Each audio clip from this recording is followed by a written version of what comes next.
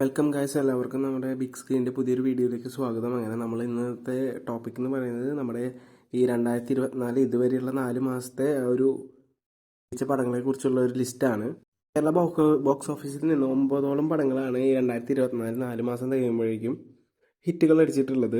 അതിൽ ആദ്യത്തെ തുടക്കം തന്നെ പറയുന്നത് നമ്മുടെ ഓസ്ലറാണ്. അബ്രഹാം ഓസ്ലർ നമ്മുടെ മിഥുൻ മാനുവൽ സംവിധാനം ചെയ്ത് നമ്മുടെ ജയറാമേട്ടൻ കംബാക്ക് നടത്തിയ നല്ലൊരു മികച്ച ത്രില്ലറായിരുന്നു. നമ്മുടെ മമ്മൂട്ടി അതിൻ്റെ ഒരു വലിയ ഭാഗമായിരുന്നു.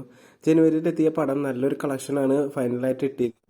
അതിനുശേഷം വന്ന് നമ്മുടെ പ്രേമലു ആണ്. ഫെബ്രുവരിയിൽ വന്ന പ്രേമലു വൺ കളക്ഷനാണ് ഇട്ടിരുന്നത്. വളരെ ലോ ബഡ്ജറ്റിൽ വന്ന ഫഹദ് ഫാസിലും ആൻഡ് ഗ്യാങ് സംവിധാനം നിർമ്മിച്ചിരുന്ന ആ ഒരു സിനിമ 134 കോടി പ്ലസ് ആണ് വേൾഡ് വൈഡ് ആയിട്ട് കളക്ഷൻ കിട്ടിയിരിക്കുന്നത്.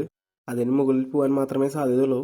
എന്തായാലും അടുത്ത ഹിറ്റ് എന്ന് പറഞ്ഞാൽ അന്ന് തന്നെ ആ ഒരു മാസം ഫെബ്രുവരിയിൽ തന്നെ ഇറങ്ങിയ മഞ്ഞുമൽ ബോയ്സ് ആണ്. വേൾഡ് വൈഡ് ആയി 230 കോടി പ്ലസ് ആണ് മഞ്ഞുമൽ ബോയ്സിന്റെ ഔട്ട് കിട്ടിയിരുന്നത്. എന്തായാലും വലിയൊരു ഹിറ്റാണ്, ഇൻഡസ്ട്രി ഹിറ്റ്, മലയാളം ബോക്സ് ഓഫീസിലെ ഏറ്റവും വലിയ ഹിറ്റ് എന്ന് തന്നെ പറയേണ്ടിയിരുന്നു. സുഷിൻ ശ്യാം വന്ന് മലയാളം സിനിമയിൽ സീൻ മാറ്റുമെന്ന് പറഞ്ഞ് ആരും പ്രതീക്ഷിക്കാതെ അത്രയും വലിയൊരു സീൻ മാറ്റിലാണ് നമ്മുടെ മഞ്ഞുമൽ ബോയ്സ് കേരള ബോക്സ് ഓഫീസിൽ നടത്തിയത്. വേൾഡ് വൈഡും വലിയൊരു ഹിറ്റ്, തമിഴ്നാട്ടിലൊക്കെ സെൻസേഷൻ ആയിരുന്ന ഒരു സിനിമയായിരുന്നു.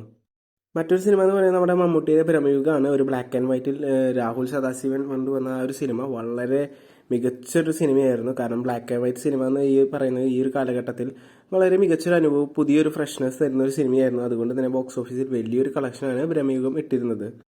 അതിനുശേഷം വന്ന പിന്നത്തെ ഹിറ്റ് എന്ന് പറയുന്നത് നമ്മുടെ ആടുജീവിതമാണ്. ആടുജീവിതം വേൾഡ് വൈഡ് അത്യാവശ്യം കളക്ഷൻ ഇപ്പോഴും നേടിക്കൊണ്ടിരിക്കുന്നുണ്ട്. എന്തായാലും ഫൈനൽ ഔട്ട് എത്തിയിട്ടില്ല ആടുജീവിതത്തിന്റെ. എന്നാലും മികച്ചൊരു കളക്ഷൻ റിപ്പോർട്ട് തന്നെയാണ് ആടുജീവിതത്തിനും വരുന്നത്. അതുപോലെ തന്നെ മലയാളം ബോക്സ് ഓഫീസിലെ എണ്ണം പറഞ്ഞൊരു ഹിറ്റുകളിലേക്കാണ് വന്നിരിക്കുന്നത്. പിന്നീട് വരുന്നത് നമ്മുടെ വേറെ ഒരു സിനിമയല്ല, വിഷു വിന്നേഴ്സ് ആയിട്ടുള്ള ആവേശം. അതുപോലെ തന്നെ വർഷങ്ങൾക്ക് ശേഷമാണ്. ആവേശം ഇപ്പോഴും കുതിപ്പ് തുടർന്നുകൊണ്ടിരിക്കുകയാണ് വർഷങ്ങൾക്ക് ശേഷം. എന്നാൽ ഇപ്പോൾ ചെറിയൊരു ഡിമ്മായിക്കൊണ്ട് പടം ഏകദേശം ഫൈനൽ ഔട്ടിലേക്ക് എത്തിക്കൊണ്ടിരിക്കുകയാണ് കളക്ഷന്റെ. ഇപ്പോൾ തന്നെ തിയേറ്ററുകളിലൊന്നും മികച്ചൊരു കളക്ഷൻ റിപ്പോർട്ട് വരുന്നില്ല. എന്നാൽ ആവേശം അൺപ്രഡിക്റ്റബിൾ ആയിട്ടുള്ള ഒരു കളക്ഷൻ എമൗണ്ടിലേക്കാണ് പോയിക്കൊണ്ടിരിക്കുന്നത്. പിന്നീട് പറയാനാണെങ്കിൽ വേറെ സിനിമ എന്ന് പറയുന്നത് നമ്മുടെ തമിഴിൽ നിന്ന് വന്ന ക്യാപ്റ്റൻ മില്ലറാണ്. അത് കേരള ഔട്ട്പുട്ട് എന്ന് പറയുന്നത് 5 കോടിക്ക് മേലെയാണ്. അതുപോലെ തന്നെ ഗോഡ്സില, ഈ അടുത്തിറങ്ങിയ ഗോഡ്സില, അതിപ്പോഴും കളക്ഷൻ നേടിക്കൊണ്ടിരിക്കുന്നുണ്ട്. പക്ഷെ വളരെ ചെറിയ രീതിയിലാണെങ്കിലും 5 കോടിക്ക് മേലെയാണ് ആ ഒരു പടത്തിന്റെയും കളക്ഷൻ വന്നിട്ടുള്ളത്. ഈ 4 മാസത്തിന്റെ മലയാളം ബോക്സ് ഓഫീസിൽ വന്ന 400 കോടി സിനിമകളാണ്. അത് തന്നെ മറ്റൊരു ഇൻഡസ്ട്രിക്കും അവകാശപ്പെടാൻ പറ്റാത്ത ഒരു രീതിയിലുള്ള റെക്കോർഡ് തന്നെയാണ്. അതുപോലെ തന്നെ 830-850 കോടിക്ക് മേലെയാണ് ഈ ഒരു 4 മാസത്തിനുള്ളിൽ മലയാളം സിനിമ എടുത്തിട്ടുള്ള ആ റെക്കോർഡ് എന്ന് പറയുന്നത്.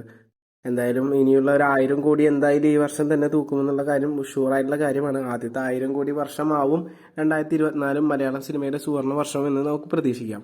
ഇനി മലയാള സിനിമ മുന്നോട്ട് പോകട്ടെ എന്ന് നമുക്ക് ആശംസിച്ചുകൊണ്ട് നമ്മുടെ ഈ ഒരു വീഡിയോ ഇഷ്ടപ്പെട്ടെന്നുണ്ടെങ്കിൽ ചാനൽ സബ്സ്ക്രൈബ് ചെയ്ത് സപ്പോർട്ട് ചെയ്യുക.